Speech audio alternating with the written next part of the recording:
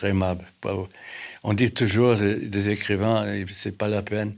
Ce qui compte, qu'ils écrivent des grands livres. Mais si on n'aime pas, l'autre, pour rester dans le singulier, si on sent pas que l'autre, c'est ça qui compte, on ne peut pas écrire la grande littérature.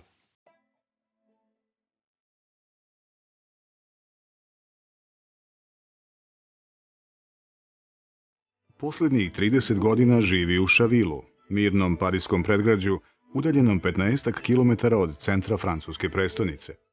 U kući na obudu šume nema ni kompjuter ni mobilni telefon. Knjige su svuda oko njega. Piše grafitnom olovkom. Njegova bibliografija broji preko 90 naslova, pozorišnih komada, romana, eseja, poezije, filmova. Sin Nemca i Slovenke, rođen je usred Drugog svetskog rata u Grifenu u Koroškoj.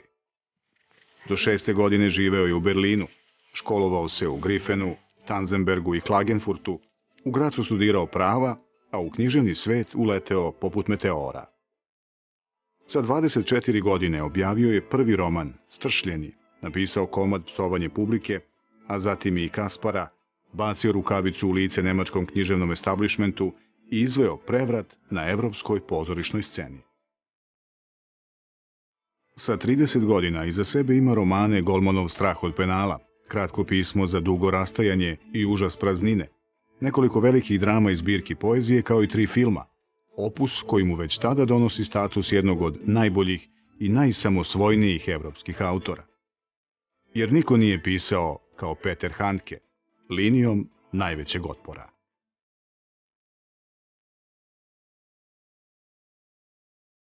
Krajem 80-ih jedan je od retkih, ako ne i jedini evropski intelektualac koji ustaje protiv razbijanja Jugoslavije. O Jugoslaviji i o Srbiji napisao je 8 knjiga, putopisnih eseja, uključujući i Zimsko putovanje do reka Dunava, Save, Morave i Drine ili Pravda za Srbiju, zbog koje će 1996. u zapadnim medijima biti pokrenuta prava hajka na pisca, čiji eho odjekuje do danas.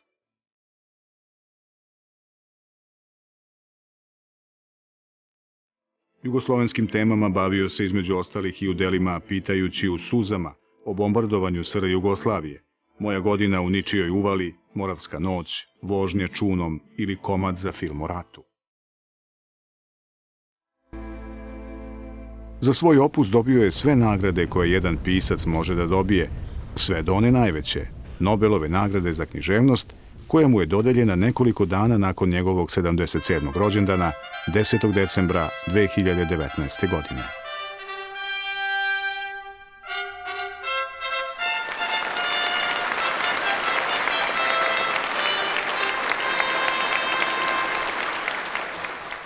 Je suis heureuse de vous rencontrer à votre domicile à Chaville. Tout autour de nous, il y a des lettres, des gens qui vous félicitent. Ce sont les gens qui vous connaissent, aussi des gens qui ne vous connaissent pas. Surtout des gens qui ne me connaissent pas. Mais qu'est-ce que vous vous dites? C'était pas le bonheur, c'était pas la joie, c'était mieux. C'était la paix. Comme si c'était tout mon travail, la paix s'est installée. Mir. Mir. Ouais. Et la liberté, vous dites aussi que Liberté vous vous êtes senti aussi. libre. Oui. Comme si j'avais plus de frontières ou de retenues dans moi. Comme si tout le monde est devenu le monde comme on le souhaite. Mais ça n'a pas tellement duré. Si on est trop libre, trop paisible, c'est pas bien non plus. Dans le discours que vous avez prononcé à la remise du prix Nobel, vous avez utilisé le mot slovène, domotožje. Vous l'avez prononcé en slovène. Et c'est un mot qui n'est pas tellement facile à traduire parce qu'il a des nuances. Oui, chaque langue a une autre expression. Oui. Le mal du pays en français, domotožje. Alors pourquoi ce mot vous a été aussi important? Il n'y a pas de pourquoi. Il n'y a pas de pourquoi. C'est comme ça. C'est important. C'est un bon rythme. Il y a de la musique triste, mais comme ça, c'est la musique, c'est pas seulement triste, comme la musique du mot marche, la tristesse n'est pas lourde. La tristesse a des ailes. Dans ce mot, je vois une sorte de recherche d'une patrie. Vous êtes beaucoup trop philosophe. Moi, je suis un type rythmé. Domotosche. Heimweh, c'est très beau. En allemand, Deutsch ist sehr schön, eine herrliche Sprache. Meine Sprache ist, ma langue, c'est l'allemand, mais parfois, je sens dans moi aussi un rythme qui n'est pas allemand. En allemand, classique, ça n'existe pas. C'est un allemand qui est ce que j'ai écrit. Un allemand qui existe nulle part ailleurs que dans mes livres. Ces phrases sont très longues parfois, sont devenues très longues, pas si longues, avec mon âge aussi. Mais je m'imagine que ça vient des récits de ma mère, qu'il y avait un rythme slave dans sa façon de raconter de ma mère. Et je crois c'est son héritage à elle de ma mère. Votre mère, elle appartenait à la minorité slovène en Autriche. Et votre père, il était allemand. Vos pères, il était allemand aussi. Et vous êtes autrichien. Vous avez opté pour la patrie de votre mère. Non, je n'ai pas opté. J'étais adolescent. On était pendant... Dès qu'on est rentré, ma famille, ma mère, son mari, qui n'était pas mon père, avec ma sœur de Berlin, où on a vécu après la guerre, 3 ans après la guerre, jusqu'à 1948. On est rentré en Autriche pour mieux vivre, parce qu'il y avait la petite ferme de mon grand-père en Carency. Il y avait du travail. Il était en même temps charpentier, mon grand-père. Quand je suis rentré, on n'avait pas de passeport. Et pendant 8 ans, on était sans. On dit en allemand staatenlos. On n'était ni autrichien, ni allemand, ni slovène, ni yougoslave, rien du tout. Je suis autrichien, je crois, en 56. Alors, à 14 ans. Et depuis ça. Mais je n'ai pas demandé. On a donné, les magistrats ont donné ça à la famille de ma mère. Ovog puta nisam pošao s mojim seljanima koji su bežali, već sam seo na travu u trouglu između puta i zemljane staze koja se tu račvala. Tog trenutka, dok se progonitelj približavao, bio sam siguran da mi se ništa neće desiti. Ispružio sam noge na travu, pogledao na jug prema planini Peca gde je bila jugoslovenska granica i znao sam da sam bezbedan. Pomislio sam nešto i istovremeno sam to video. To mi je ulivalo osjećaj sigurnosti i zaista ništa mi se nije desilo. J'aime bien votre roman, Le Recommencement. Il n'y a pas longtemps que j'ai réalisé que c'était la première fois, ou peut-être la première fois, que vous avez introduit la Yougoslavie comme votre toponyme littéraire, pas politique. Dans le recommencement dans ce livre, j'ai écrit ce livre à peu près 12 ans avant la déchirure de la Yougoslavie. Mais pour moi, c'était la Yougoslavie. Il y avait plusieurs raisons. C'était le pays du désir pour moi. Derrière la chaîne des Karavanken vers le sud, je me suis dit, ça doit être beaucoup. C'est une fantaisie d'abord, ou un rêve réveillé. Ça doit être beaucoup plus vaste, beaucoup plus de perspectives, d'autres couleurs. J'ai rêvé que la Yougoslavie doit être un grand pays. Et j'avais le désir d'un grand pays. Et en plus, le frère de ma mère, qui est mort comme l'autre frère dans la Deuxième Guerre mondiale, il a fait ses études d'agriculture à Maribor. Il était étudiant là, entre les deux guerres. Et ça, c'était la grande figure de la famille.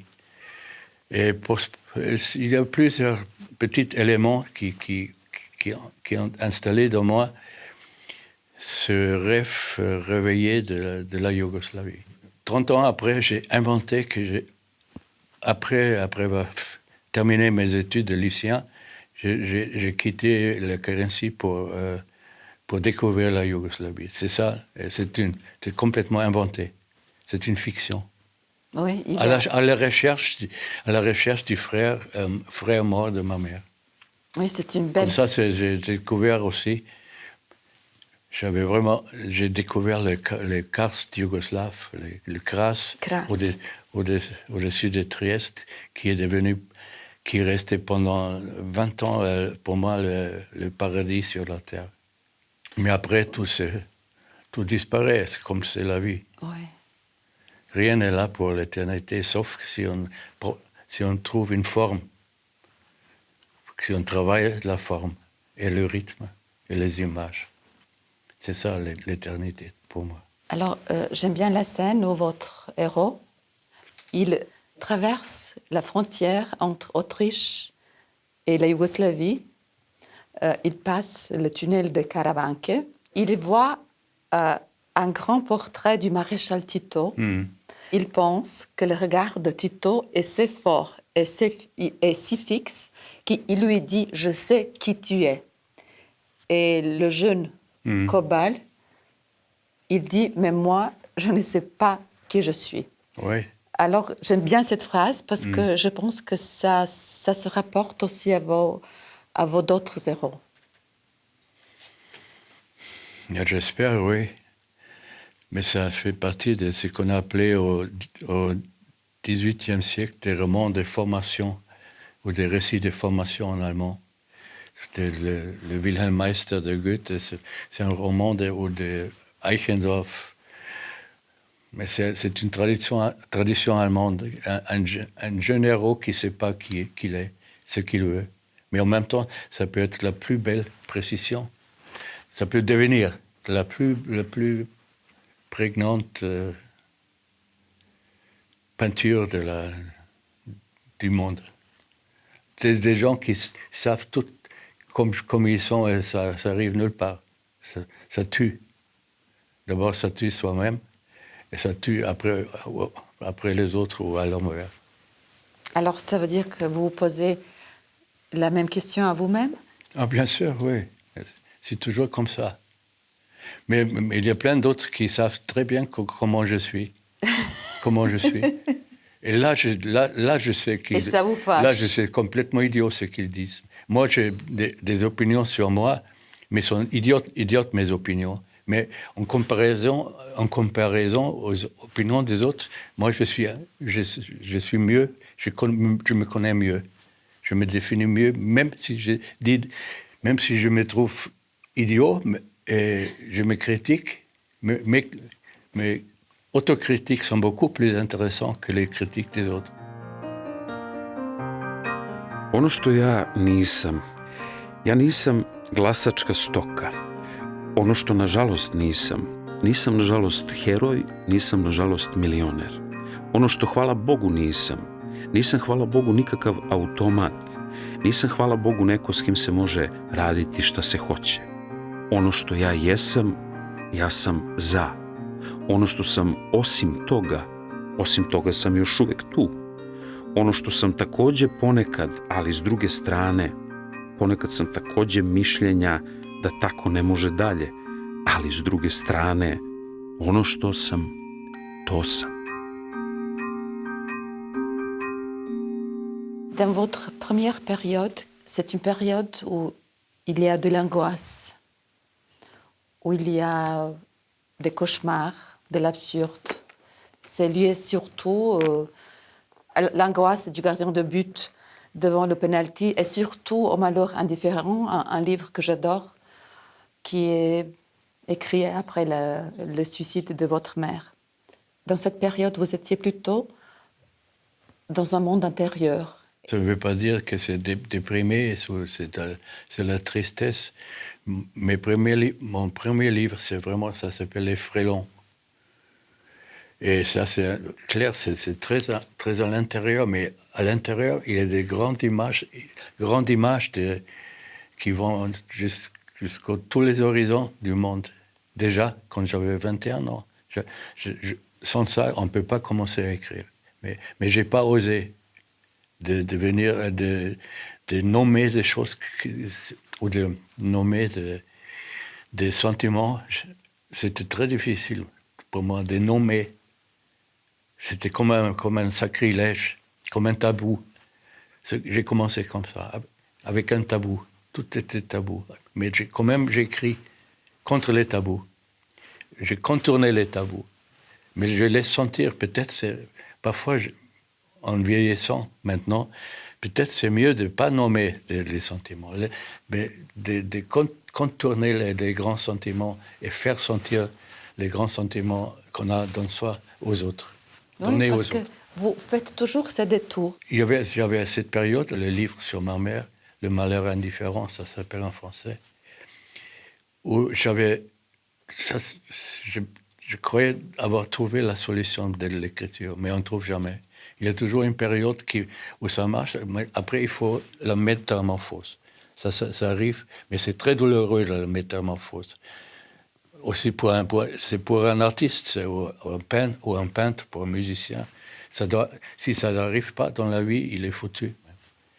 Après, j'ai écrit quand même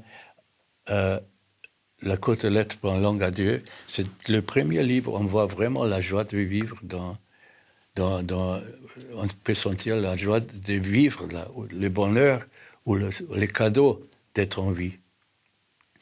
Et c'était comme une libération. C'était aussi à cause de la musique des Beatles à l'époque, un peu moins des Rolling Stones, mais aussi Bob Dylan, après le Creedence Clearwater Revival. Ça m'a mis en route, sur ma route.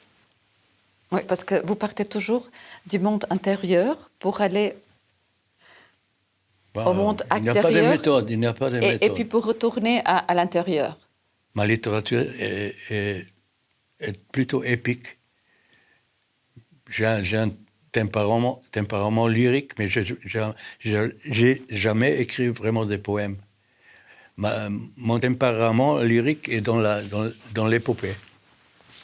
Comme ça, je me sens très proche, c'est vaniteux, mais je me sens proche de Homère et de Tolstoï et de Cervantes et de William Faulkner. Et de Goethe. Aussi, mais il est venu plus tard.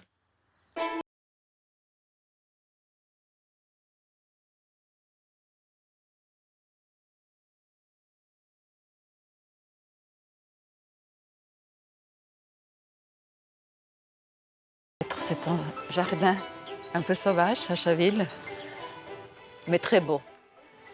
Ça veut dire quoi, un peu sauvage?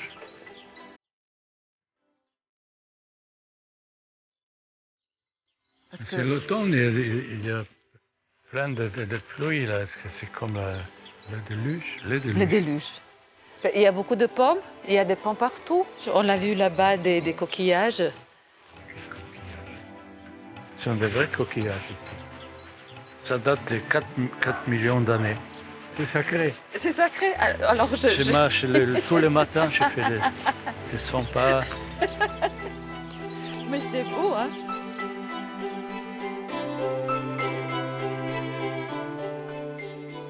Vous marchez beaucoup, vous marchez tout le temps, vous voyagez. Mais ce ne sont pas de vrais voyages, c'est comme vous dites. Non, mais ce sont des petites expéditions. Mais toujours à pied. Vous avez passé l'Autriche à pied. Et je me suis dit, il faut que je marche, et qu'il faut que je traverse mon pays, l'Autriche à pied. J'ai fait ça pendant des semaines et ça m'a, oui, il faut. Alors vous avez continué, ça vous a plu? Vous avez continué à marcher? Maintenant, je suis devenu un peu paresseux, flemmard.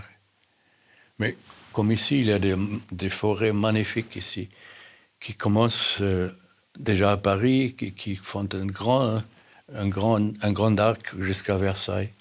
Et là, pour ça que je suis arrivé ici, entre Paris et Versailles. Vous avez trouvé du calme dans ce coin du monde, dans cette forêt. Ah non, ça c'est une illusion de trouver du calme. Le calme, on peut avoir avec le travail parfois. Après, quand on a vraiment traversé et contourné et découvert un problème vivant, et après, parfois, on trouve du calme. Mais ça ne dure pas. Quelle est cette sensation vraie qui vous pousse à écrire? C'est compliqué. C'est complexe. D'abord, il faut un grand sentiment. Il faut un vrai sentiment. Comme Franz Kafka dit, je dois chercher un an dans moi pour trouver un vrai sentiment. Et ça m'arrive aussi d'avoir un vrai et grand sentiment. Et ça commence tout de suite. Je vois devant moi, pas un livre, mais le grand sentiment me dit, va à la table ou va dans la forêt, prends du papier, prends un crayon et mets-toi au travail. Alors c'est aussi un grand sentiment qu'on retrouve dans La Nuit morave. Oui.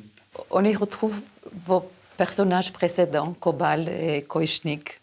C'est vrai, oui. On y retrouve l'île de Cordura, ou Krk, où vous avez écrit votre premier roman, Les Frelons. Oui. On y retrouve le premier amour d'un héros de vos livres ou de vous-même peut-être. Donc, dans La Nuit morave, j'ai l'impression que vous voulez boucler la boucle. Vous allez en rond, vous faites... Oui, il y a des spirales. J'aime bien le mot spirale ou des sphères, comme vous voulez. Le personnage principal, non, qui est ex-auteur, oui, il n'a pas de nom. Il habite à la péniche sur la Morava. La Morava. Et alors, il fait le tour de la vieille Europe. Cette vieille Europe, et là encore la Yougoslavie. Oui, c'est une réflexion sur l'Europe, sur la Yougoslavie, sur l'écriture, sur la famille, sur l'amour. Une réflexion qui n'est pas... qui devient dramatique. Hein. Il veut traverser toute l'Europe pour sentir c'est quoi la terre, c'est quoi la différence, ce sont comment les rythmes différents des pays. Et bien sûr, c'est aussi l'histoire entre... parce que la Yougoslavie n'existe plus, qui était son mouvance érotique, soi-disant. Mais c'était le noyau était déjà dans l'après-midi d'un écrivain. Mais je me suis dit, je ne vais pas seulement contourner une ville, mais tous les continents, l'Europe. La scène principale, c'est quand même quand il entre dans son village qui n'existe plus. Il rentre aussi dans un pays au Balkan qui n'existe plus. Il se réveille. Non, les vents dans l'arbre ici, c'est pas du tout la Yougoslavie où je suis, et ça se termine. L'enclave n'existe plus, où il vit normalement. Alors la Yougoslavie n'existe plus. Est-ce que vous vous parfois, référez... quand il y a une fin d'un long récit, une fin qui est presque tragique, qu'on peut dire. Parfois, on ressent un peu comme les anciens Grecs, on dit ça peut purifier. La tragédie peut purifier. Parfois mieux qu'une fin heureuse d'un livre. 80. godina s tetralogijom Spori povratak kući, Handkeova literatura je unekoliko promenila registar, pomerajući fokus na traganje za drugačijim, epskim pripovedanjem, dostižući vrhunac s dramom Kroz sela, scenarijom za film Nebo nad Berlinom u režiji Vima Wendersa, kao i romanom Ponavljanje. Od 1987. do 1990. pune 3 godine putuje po svetu. Zapise sa tih putovanja objavljuje u knjigama Još jednom za Tukidida i Juče na putu. J'ai vécu pendant presque 20 ans seul avec un enfant. Et là, j'avais tellement envie de partir, de faire un voyage comme on n'a jamais fait. Je n'avais pas de domicile fixe, de décider d'un moment à l'autre où je vais aller. J'étais à Athènes, je me suis dit, j'ai traversé la Grèce à pied, de Thessalonique presque à pied, presque, encore plus. Il y a des bus aussi. Et finalement, c'est devenu dangereux. Qu'est-ce que j'ai fait? Est-ce que je vais dans la Crimée où le frère de ma mère est mort pendant la Deuxième Guerre mondiale? Je cherche sa tombe. Où j'ai décidé un moment, et j'ai pris l'avion pour le Caire, pour l'Égypte, pour les pyramides. J'ai visité les églises coptes en Égypte. Arrivé pendant presque 3 ans, j'ai voyagé comme ça. Ce qui m'a guidé, c'est toujours la lecture des anciennes grandes écritures de la Grèce jusqu'à Cervantes. Et ce qui m'a guidé aussi, c'était l'art roman. C'est qu'on trouve aussi d'une manière variante dans les monastères serbes, ou des Dečani, ou des Gračanica, ou des Ravanica, et tout. Ça m'a guidé, des formes. Des formes, pas l'esprit, pas ce qui est dedans? Les formes, c'est l'esprit. Les formes dans l'esprit. Les formes, c'est l'esprit. Oui. Est-ce que vous pouvez un peu... Non, je n'ai pas envie de vous expliquer. Non. Non. Pourquoi? Non. Expliquez vous-même. D'accord. Alors, je pense que j'irai voir la petite église à Chaville. Oui, c'était une église orthodoxe qui était russe, des émigrés après la Révolution en 17, et qui est toujours, chaque dimanche, il y a une messe toujours. Et je suis souvent allé. Maintenant, je suis devenu un peu flemmard, paresseux. Mais ça me manque, les chants, aussi la liturgie, les évangiles, la lecture des épîtres, ou la lecture de l'Ancien Testament, de Jésaïe ou de Kohelet, ou des psaumes. Oui, c'est vraiment la liturgie. Ça trace la vie de l'être humain. J'ai lu dans un journal que vous avez pris la religion orthodoxe, mais vous ne l'avez pas fait. Non, moi je suis chrétien. Je suis chrétien. La figure de Jésus, c'est vraiment la figure du seuil de l'humanité, où un seuil est arrivé, où on peut entrer dans le mystère. Et oui.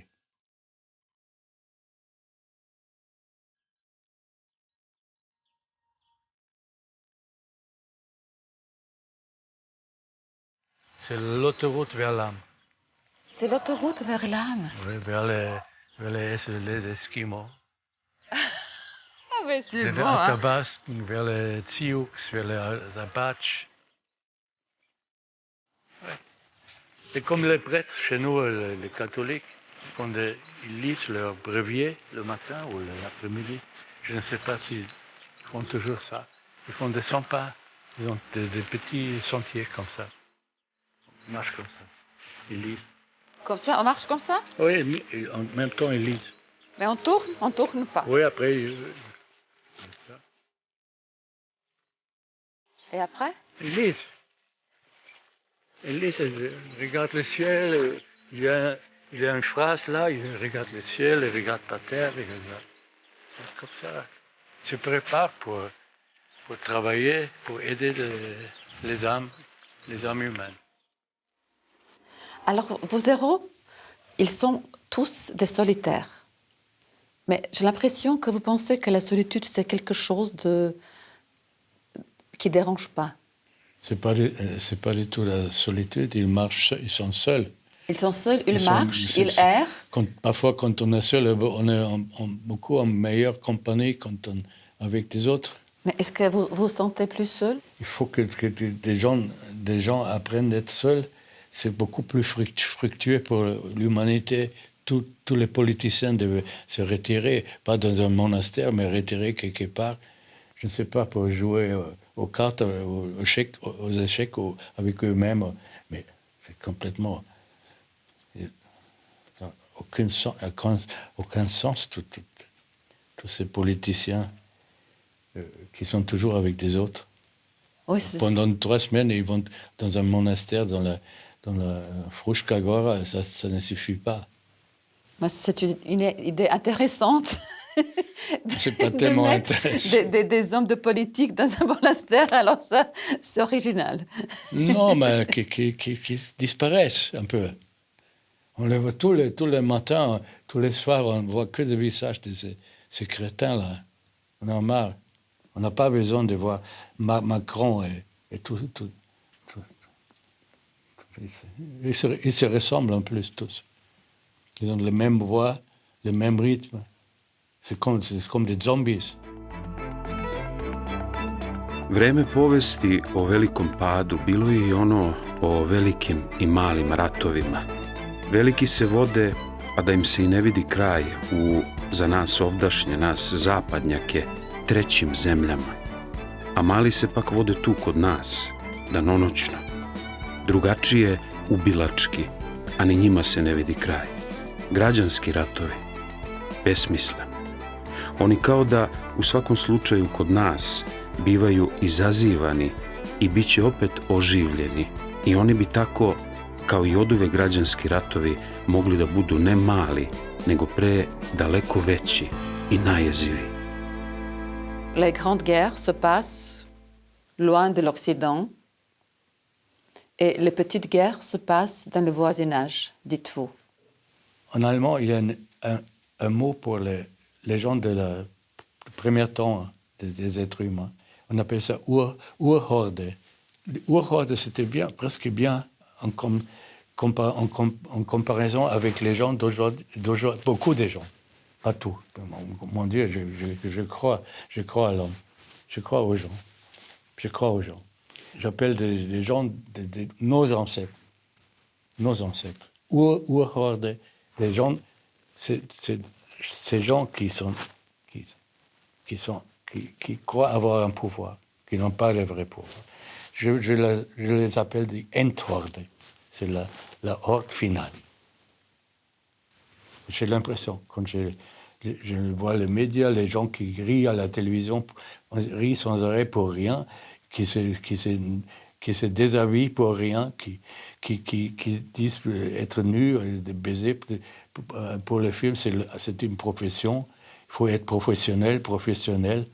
Ça, c'est pour moi la Endhorde. Et il faut vivre ça. Mais en même temps, on a toujours le pouvoir de ne pas vivre ça.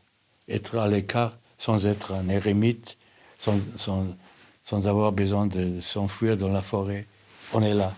C'est nous, le peuple. C'est pas seulement Michael Jackson qui dit « We are the world ». C'est nous, we are the world, qui subissent cette merde. Ah, c'est un peu fort, mais vrai. Mais si c'est fort, c'est fort. C'est une bonne force. Il y a des bonnes forces quand même dans la vie. Kasnije, dok sam putovao kroz Srbiju, nisam međutim imao da izgubim nikakvu domovinu. Nije reč o tome da mi je ta zemlja bila strana u smislu kako mi je nekad bio stran baskijski Bilbao. Iz te zemlje mi je ostala slika jedne, u poređenju s našom, mnogo oštrije i gotovo kristalne stvarnosti. Zbog ratnog stanja? Ne. Već zbog jednog celog velikog naroda, svesnog da ga očigledno čitava Evropa prezire, a koji to doživljava kao besmislenu nepravdu i sada hoće da pokaže svetu, bez obzira što ovaj to ne želi ni da vidi, da je on ne samo na ulicama, već i inače prilično drugačiji. En 1996, vous avez publié La justice pour la Serbie, qui a pour titre, c'est-à-dire... Oui, c'est vrai, oui. Donc c'est le voyage hivernal vers le Danube, la c'est Save. Le journal de Munich, qui est un bon journal, qui a mis les sous-titres comme titre principal. Et ce livre vous a fait beaucoup de problèmes. Bon, de beaux problèmes aussi. J'aime bien le mot problème. Ah, vous avez le mot problème, pourquoi? Oui, j'aime bien, oui. On ne peut pas vivre sans problème. Les problèmes sont là pour te mettre en route. Ce livre, il est traduit en anglais? Et c'était le silence total, c'était bizarre pendant 3 semaines. Il n'y avait aucune réaction dans le monde pendant 4 semaines. Après, ça s'est massé après. J'étais insulté comme fasciste, comme barbare. Je me suis dit, mais qu'est-ce qui se passe là? J'ai envie de... Pas envie. Je vais lire ça devant le public, ce qu'il y a dans le livre. Et je fais ça, et c'était une expérience problématique, mais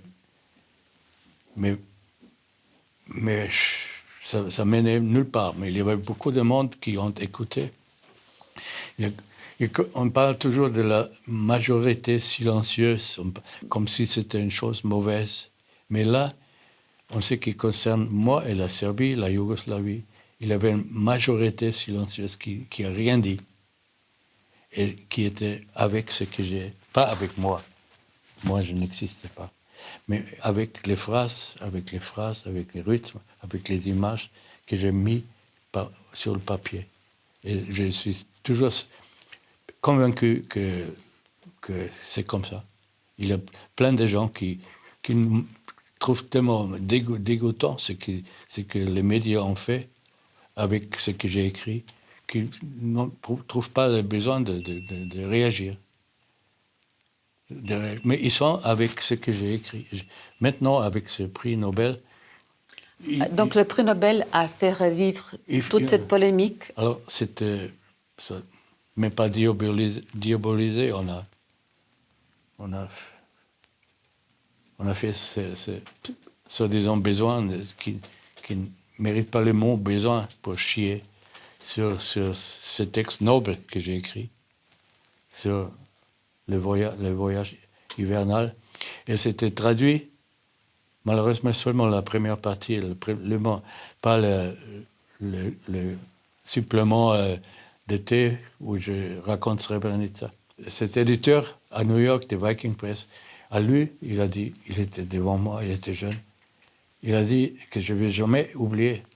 Il a dit, après ce que j'ai lu, le voyage hivernal à travers la Serbie, tout ce qui a été écrit avant, ça m'apparaît comme la pure pornographie. Et c'est gravé dans moi ce qu'il a écrit. Il a bien dit, il a dit ce qu'il faut faire, faut dire, c'est la vérité.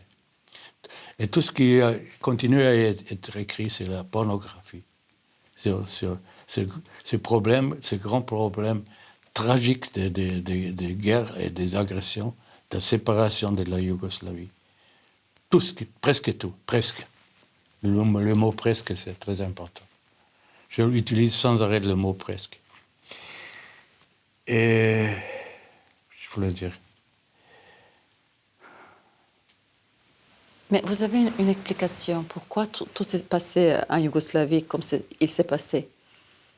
Moi, Neda, je ne suis pas... Il y a sûrement des psychologues qui peuvent expliquer les comportements, et c'est même pas les réflexes éternels qui se sont calmés pendant 20 ans. Mais avec le prix Nobel, c'est revenu. C'est que des réflexes. Il n'y a aucune lecture. Personne n'a lu quelque chose. On met les pauvres dames de Srebrenica dans un état, ils ne savent rien du tout. On les manipule, les pauvres mères. Mais pour moi, il y a une mère qui perd son fils. Pas des mères. Il ne faut pas faire des organisations profitables pour les chagrins. Une mère qui perd son fils, c'est scandaleux, c'est terrible, c'est inacceptable. Pour les mères musulmanes, pareil comme de Kravica, où il y avait le premier grand massacre dans cette terrible histoire. Il y a une mère là. Ça, l'être humain, le cœur humain peut sentir ça. Mais mettre une totalité, un absolutisme du chagrin, ça ne marche pas. C'est contre. On vend. Là, c'est seulement là pour vendre. Et au début, j'ai très bien compris. Il faut s'organiser, comme pour les maires de Buenos Aires. Il faut s'organiser pour savoir ce qui s'est vraiment passé. Mais maintenant, on sait. On croit savoir. On sait, mettons. Mais maintenant, pourquoi ça existe toujours? Pour la haine. Il n'y a aucune volonté de se parler ensemble. J'ai essayé plusieurs fois, pendant 30 ans, de parler, de me confronter. Aucune. C'est que le fasciste. Un ami qui est bosniaque, où je suis devenu le cum de ses enfants, il est mort. Il m'a dit une chose qui s'est gravée aussi dans moi, qu'il a dit dans ce conflit terrible, tous les peuples, les Croates, les musulmans, des Serbes, mettons, pourquoi pas, des Albanais, tous les peuples ont marché pieds nus sur les épines. Et c'est ça. Et quand je dis, c'est un massacre entre frères, un assassinat entre frères et sœurs. Bruder mort. Cain, il est devenu Abel, et Abel est devenu Cain, et ça s'est continué. Et on ne peut pas parler comme ça, on devient un négationniste. Si on raconte qu'on avait vécu comme moi, qui était seul toujours, pas accompagné par les interprètes, pas avec une opinion faite avant, qui était seul, qui s'est toujours écarté, même partout où j'étais, à Srebrenica, à Kravica, écarté pour voir seul, pour sentir seul. Et moi, je dois subir même j'aime quelques criminels dans la vie. J'aime pas. Je suis attiré par quelques criminels. Mais ces criminels-là, je ne suis pas du tout attiré. Il y a dans la pièce de Shakespeare, la tempête, il y a une phrase magnifique. Quelqu'un qui dit vers la fin, « Hell is empty and all the devils are here. » Tous les diables sont là. Et parfois, j'ai l'impression que aujourd'hui, c'est comme ça. Et je leur dis, rentre dans l'enfer. Rentrez et laissez le monde tranquille. Et ça, c'est dirigé surtout vers les journalistes. Vous avez dit que vous êtes aussi attiré par les criminels. Parce que pourquoi? Dans moi, j'avais toujours, par moment dans ma vie, j'avais des impulsions de vengeance. Mon dernier récit qui n'a pas encore apparu traite ça. Parce que à l'époque où j'étais dans le mot moulin, c'est pas dans le moulin des médias, il y avait une époque où on a ajouté ma mère avec ça. On a inventé que ma mère était enthousiaste des fascistes, des nazis en Autriche en 1938, quand elle avait 17 ans. Et on a écrit dans les journaux, ici en France, que ma mère, on a laissé entendre, c'est encore pire, les demi-vérités. Les demi-vérités sont parfois nettement plus dégoûtantes et sales que les mensonges. Et ça, je crois, c'est notre époque, c'est une époque de demi-vérité. Et ça, c'est le pire des crimes, je trouve.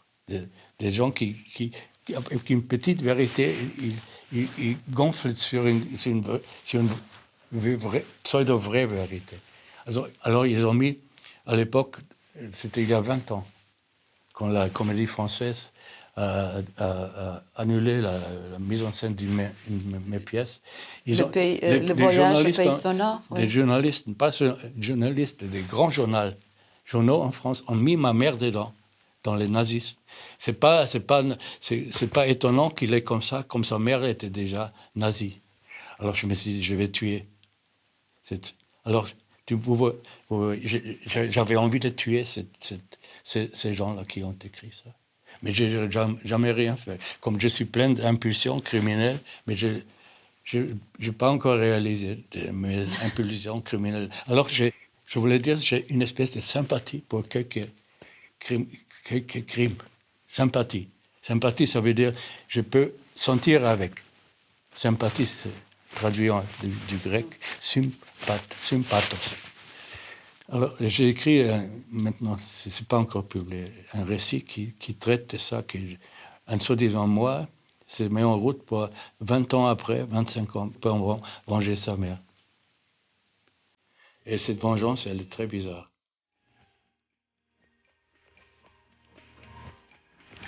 Ça, c'est Lesnik. Leshnik. Il n'y a rien dedans. Peut-être quand même. Ah! Il est beau, non? Ah, il y a quelque chose dedans. C'est comme Moïse sur le Nil, comme bébé Moïse. Ah, c'est Lesnik. Il ne connaît rien de la nature. Mettez à manger. Mais il connaît. Diane, tu connais. Znaš, hein? Das ist ein Wunder der Natur.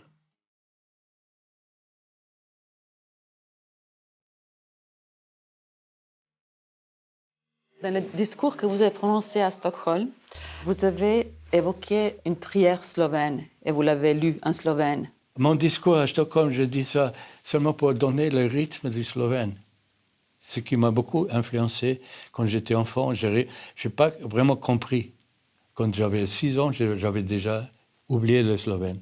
Quand je suis retourné du Berlin bombardé en 1948, dans mon village, Staravas, j'avais oublié le slovène. Pendant 4 ans, un enfant, entre 2 ans et 6 ans, il oublie. Et là, je suis allé à l'église le dimanche, et les litanies slovènes, ça m'a donné, je ne sais pas, ça m'a traversé toutes les frontières. C'est devenu universel. C'était même pas, pour ça, je n'ai même pas traduit quand j'ai fait le discours à Stockholm. Je voulais seulement donner le rythme slave. Je croyais que c'était peut-être votre utopie. Non, compris pour nous, pour... Vous n'allez pas réussir de me transformer en saint ici, ou en missionnaire. Non, vous n'êtes pas un saint, non. Non, ça, j'ai en pas prophète dit ça. ou quelque chose.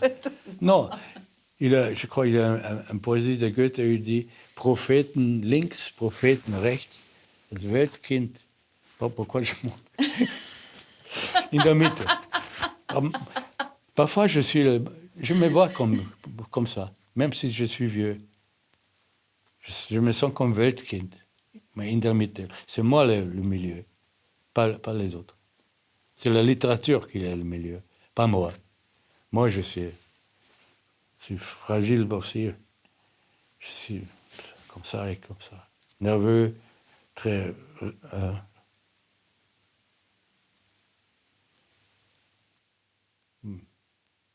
Mais j'accepte aussi comme je suis. Mais je parle de la littérature. La littérature, l'art, c'est au milieu du monde. Pas le journalisme, pas les déclarations, pas de...